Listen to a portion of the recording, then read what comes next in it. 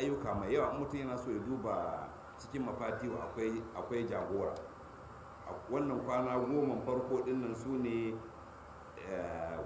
layalin ashir dinnan na walfajir wa layalin ashir, wanda Allah ta'ala ya rantse da wayannan darare ne masu daraja, ayyuka a cikin su na da lada masu yawan gaske. To kuma ana azumtan wayannan kwana tara ɗin, domin wanda ya azumin kwana tara ɗin nan kamar ya yi duk rayuwarsa azumi kawai ke, kamar duk da aishi wato ladar zai zama kamar wanda da ɗaya rana duk yana azumi. To sannan kuma akwai wa'yansu salloli da ake yi da wa'yansu addu'o'i, insha Allah ba sai na karanto muku ba, wanda mutum ya duba zai gama mai fato ya ce na ɗaya na biyu na uku duk ya kawo su addu'o'i daban-daban. Sannan kuma musamman azumin ranar arfa, wanda aka ce ainihin shi azumin ranar arfa ɗin, arfa a wurinmu shine ba ranar da aka tsaya arfa a Saudi Arabia, ranar tara ga wata. Ko da ranar mu sallah muke a ranar muna iya sallah rana, kamar da bayanin da yawan ba ruwanka inda aka iya wata bata mu ɗaya ga wata ne a nan, biyu ga wata, ran tara ga wata ranar ne tara, ba ruwanka da koren nan ne takwas a Saudi Arabia, da inda naku za ka yi lissafi. Amma ka je maka yi yanki da na maka can. To shi wannan azumin sa ya fi lada, insha Allah, da yake mana da lokaci na kawo wannan. Ainihi dai yana da kyau dai mutum ya azumin wa'annan kwanaki tara. Sannan har wala yau layya wajibi ne cikin wajibobin addini, in kana da hali. In kana da hali dole kai layya. Halin ba shine kana da rago yana cewa mai ba.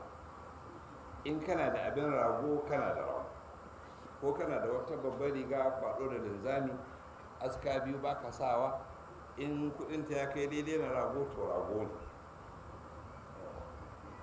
Ko kana da wani abin da ka ajiye wanda wani agogo da ba a sa shi dole ne a sa ba, kuma dai in ya aka gangana za su yi rago to kana da rago.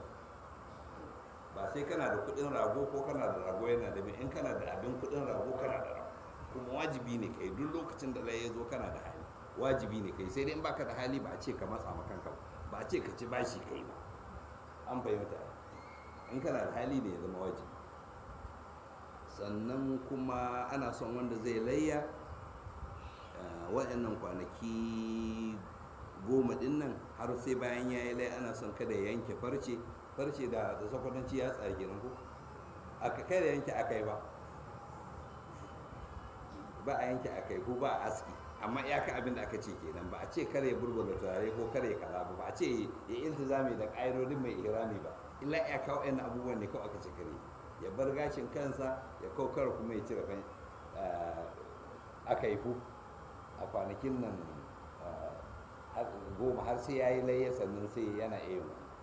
To kuma dai da waɗansu abubuwa dai da suka shafa, amma ba a ce kuma kare waɗansu abubuwa ba a ce wai zai iltizami da ayyukan mai ihrami ba ne, insha Allah. Wa sallallahu ala Muhammadin wa alihi tahir.